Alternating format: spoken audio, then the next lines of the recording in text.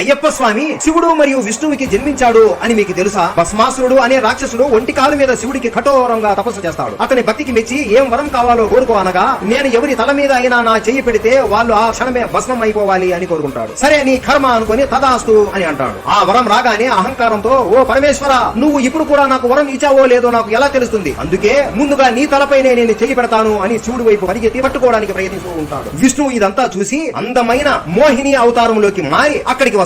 ఓ సుందరాంగుడా, నిన్ను చూసి నేను ప్రేమలో పడిపోయాను అని సిగ్గుపడుతూ ఓర కళ్ళతో కన్ను కొడుతుంది. అంతే, ఆమెను చూసి ప్రేమలో పడిపోతాడు. మోహిని భస్మాసురుడి కళ్ళలో కళ్ళు పెట్టి చూస్తూ దగ్గర రమ్మని నాట్యం చేసి మెల్లగా ఆమె చెయ్యి తల మీద పెట్టుకుంటుంది. భస్మాసురుడు కూడా ఏమి ఆలోచించకుండా తల మీద చెయ్యి పెట్టుకుంటాడు. అంతే, వెంటనే అగ్ని జ్వాలలో భస్మం అయిపోతాడు. శివుడు మోహినిని చూసి ఆమె అందాన్ని చూసి ప్రేమలో పడిపోతాడు. వీళ్ళిద్దరి కలయికలో ఒక శ్వేత బిందువు విశ్వవిస్తుంది. ఆ బిందువులో నుండి అయ్యప్ప స్వామి జన్మిస్తాడు. అయ్యప్ప స్వామి జీవిత చరిత్ర గురించి వీడియో చేశాము, ఇక్కడ క్లిక్ చేసి చూడండి.